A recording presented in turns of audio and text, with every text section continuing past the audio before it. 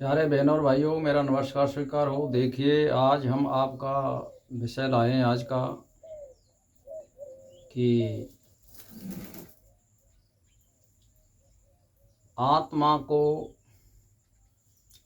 जन्म जो है कितने समय में मृत्यु के बाद मिलता है। तो आज का जो विषय हमने लिया है वो यह है कि मृत्यु के बाद आत्मा को कितना समय लगता है जन्म लेने में। तो देखिए, इसमें ज़्यादातर 3 कारण होते हैं। यदि आपने बहुत ज़्यादा तप, त्याग और योग और ध्यान और चिंतन किया है तो आपको जन्म वेटिंग में भी जा सकता है, क्योंकि आपको जो आपकी इच्छाएं थीं, आपकी कल्पनाएं थीं, जब आप तप कर रहे थे और त्याग कर रहे थे और योग कर रहे थे और ध्यान और चिंतन कर रहे थे, उस समय कोई ना कोई संकल्प चलता रहता है। तो उसी के अनुसार आपको परिवार, कुटुंब, धन दौलत यानी सुविधाओं को देखना पड़ता है कि आप किस तरह की सुविधा लेना चाहते हैं, या आप किस तरह के संकल्प पूरा करना चाहते हैं, या आपने ऐसे संकल्प किए थे कि मैं अध्यात्म क्षेत्र में मुक्ति करना चाहता हूं और वो आपकी अधूरी रह गई है। तो वो इसी प्रकार का परिवार और माता पिता और घर बाहर वो दिखता है। तो अगर वो तत्काल इस प्रकार का घर और परिवार नहीं मिलता है तो आपकी आत्मा भी वेटिंग में जा सकती है और आपको आकाश मंडल में भ्रमण करना पड़ेगा, यानी आकाश मंडल के सहारे आपको रहना पड़ेगा आपकी आत्मा को, क्योंकि शरीर नहीं मिला है। अब रही बात ऐसी कि जैसे मान के चलिए कि बहुत ज़्यादा अतिचारी हो जाता है और बहुत ज़्यादा कर्म अशुभ होते हैं, अति से ज़्यादा अशुभ होते हैं, अत्याचारी होता है, निर्दयी होता है और हर प्रकार से हर जगह पर वो अच्छा व्यवहार नहीं करता है और मनुष्य जैसे कर्म वो नहीं कर पाता है, तो उसके लिए भी वेटिंग में जाना पड़ेगा, क्योंकि उसको उसी प्रकार का परिवार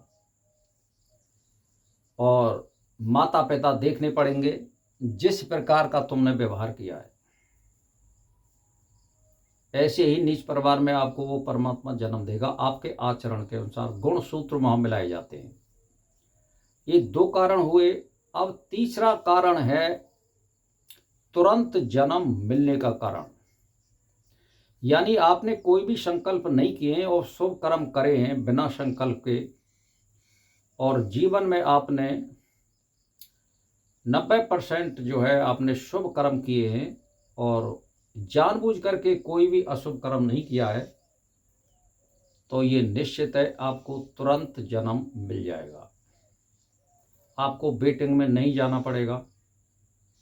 अब रही बात ऐसी कि भाई मान के चलिए आप वृद्धावस्था को प्राप्त हैं और आपकी बिल्कुल इंद्रिय शिथिल हो गई हैं और कुछ आप वृद्धावस्था को समझदार हो गए हैं और ध्यान चिंतन में मगन हैं अंत समय में, और मोह माया से थोड़ा आपने अभ्यास कर लिया है कि मैं अब सारी चीज़ों को प्राप्त कर चुका हूं और मुझे कोई ज़रूरत नहीं है, अब मेरे नाती पंथी हो गए, ये जाने और इनका काम जाने, मुझे कोई लेना देना नहीं है, उसको भी जन्म तुरंत मिल जाता है। ये कारण होते हैं जन्म लेने के तुरंत। ज़्यादातर जो है 13 दिन के बाद भी जन्म मिल जाता है, 43 और 48 के बीच में भी जन्म मिल जाता है और 90 दिन के अंदर भी जन्म मिल जाता है, या बिल्कुल तुरंत ही मृत्यु के बाद जन्म मिल जाता है, ऐसी भी अवस्था आती है। तो इस प्रकार से ये जन्म को प्राप्त होता है और अनंत है आत्मा की यात्रा, ये बंद नहीं होती है, ये चलती ही रहती है। यदि इसको स्वतंत्र कराना चाहते हैं और इस यात्रा से आप मुक्ति कराना चाहते हैं तो आप मुक्ति की इच्छा करिए और इच्छाओं से रहित कर्म कीजिए और निस्वार्थ कर्म करिए और परमात्मा को प्राप्ति करने के लिए ध्यान और चिंतन करिए। कोई तप मत करिए, कोई धर्म मत करिए, बस आप साधारण जीवन जिए और शुभ कर्म करो या मत करो, आप इंद्रियों को अपनी इनको कंट्रोल रखो और परमात्मा का ध्यान और चिंतन करते रहो। किसी चीज़ की कोई कल्पना मत करिए। तो और आप यही इच्छा करिए कि मेरी मुक्ति हो जाए। तो कहने का मेरा मतलब ये, यदि आपका प्रारब्ध में ऐसा हुआ तो आप मुक्ति को भी प्राप्त हो सकते हैं। पर ये सारी चीज़ में जितनी भी ये मैं बताइए, ये परमात्मा की कृपा के ऊपर ज़्यादा निर्भर रहता है। हम तो केवल कर्म कर सकते हैं, कर्म के ही अधिकारी हैं। शुभ कर्म करो या अशुभ कर्म करो, उसका फल वो देने वाला है, हम नहीं कर सकते। तो इसीलिए ये मानिए कि ये आत्मा जो है, ये मैं शरीर नहीं हूँ, ये आत्मा है और मेरा इस संसार में कोई नाता नहीं है, और नाता है तो सबके बराबर है। और सम अवस्था में प्राप्त करिए ब्रह्म को और मुक्ति को प्राप्त होइए।